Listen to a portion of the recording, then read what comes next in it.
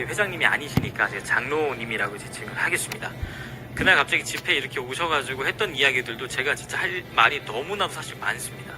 안희환 목사님께서 이야기하실 때 내가 사랑하는 사람들 공격하는 건 내가 참을 수가 없다 이야기를 하시면서 얘기한 내용을 봤는데요. 제가 그 당시 그 집회 현장에 계셨던 분들과도 직접 전화통화도 해보고 이동욱 장로님 집회를 도와주고 계셨던 자유연대 이범 대표님과도 전화를 해보고 그리고 그 백신 패스 반대 운동을 하고 계시는 학부모 단체의 어떤 장분과도 제가 전화를 해서 다 여쭤봤습니다. 사실관계를 확인하기 위해서 말입니다.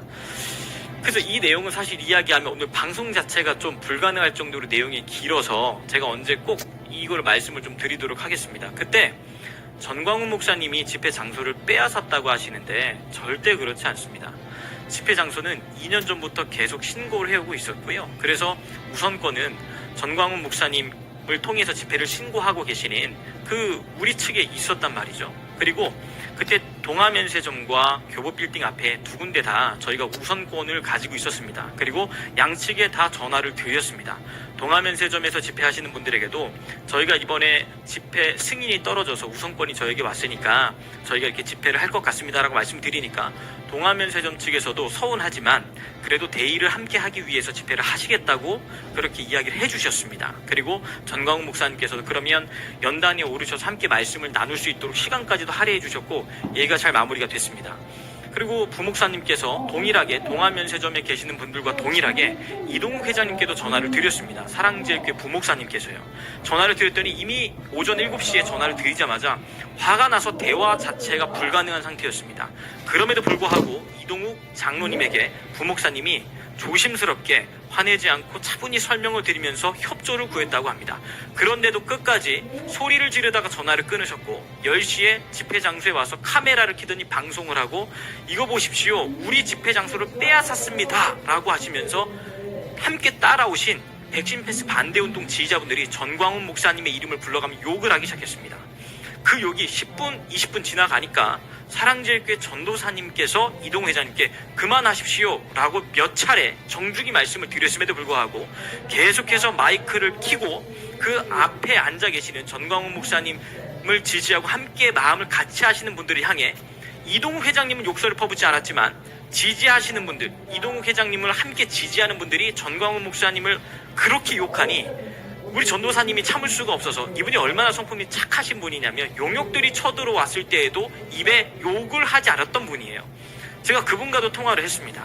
그때 그래서 참다 못 참아서 마이크를 빼앗아서 이야기한 걸 가지고 또 이동욱 장로님의 마이크를 뺏은 저 조폭 집단을 봐라 이렇게 이야기를 하시는데 제가 자유연대 이범 대표님께도 물어봤습니다. 아스팔트 생활을 오래 하셨기 때문에 이러한 일들을 많이 경험하셨을 것 같은데 회장님, 이범 대표님, 이런 상황에서 정말 우리가 뺏었다고 표현하는 게 맞습니까? 라고 묻자 이분이 이렇게 얘기하시더라고요. 이동욱 장로님한테도 이야기했다고 합니다. 야, 이동욱, 여기 국민혁명당이 법적으로 우선권을 받았는데 그리고 우선권을 받았을 때 너한테 경찰서에 통보가 갔을 거 아니냐. 그리고 사랑제일교회 측에서 전화도 했다고 난 들었는데 그러면 우선권이 사랑제일교회 측에 있기에 너가 찾아와서 협조를 구하는 게 맞는 거야. 이게 아스팔트의 룰이거든요. 그런데 이동욱 장로님은 그냥 그 오후 2시에 하는 집회 장소를 국민혁명당이 빼앗아 갔다고 소리를 지르니까 지지하시는 분들이 와서 목사님 욕을 엄청나게 하셨습니다. 그런 내용은 안녕하세요. 사실 지금 하나도 이야기하고 있지 않기 때문에 저희는 협조를 구하려고 굉장히 애를 썼었습니다. 그 당시에. 그리고 오후 2시에 차를 빼주기로 약속까지 해서 2시에 저희가 정리를 해드리려고 했는데 이범 대표님과 이동욱 장로님이 이야기가 돼서 전광훈 목사님이 연설이 끝날 때까지는 기다려달라 이범 대표님이 부탁을 했고 이동욱 장로님도 오케이를 했습니다. 그리고 이범 대표님이 그냥 무대차를 써라. 무대차 빼면 더 시간이 오래 걸리니까. 그런데도 불구하고 그냥 차 빼라고 또 소리를 지르기 시작하셨습니다.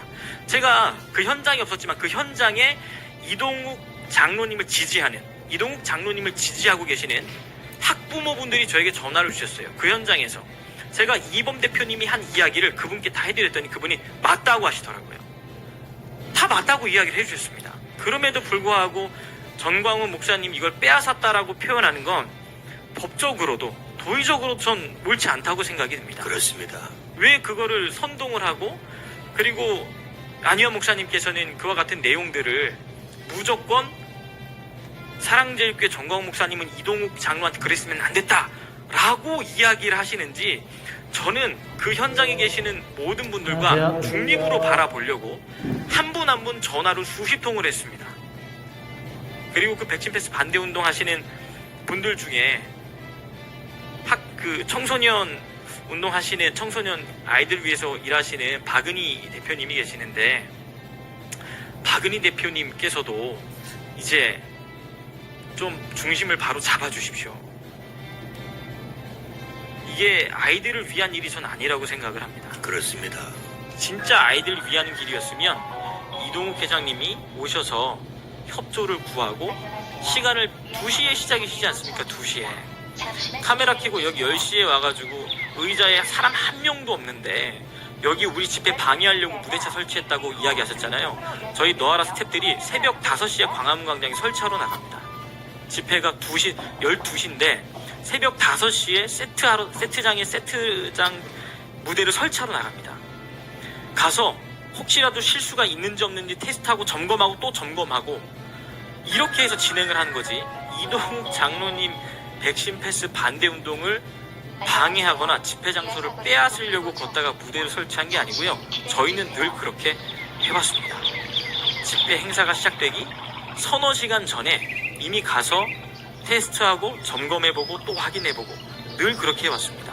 근데 거기서 카메라를 켜고 일단 애시당초에 대화할, 협조를 구하거나 협조 요청에 대해서 응답할 마음도 없이 카메라를 켜고 언론을 선동한 것 자체가, 저도 사실 그동안 참고 있었는데 그렇게 하시는 것 자체가, 그럼요. 자유연대 이번 그 아스팔트에서 하시는 분도 이동욱 장로님한테 이야기했다고 하시지 않습니까?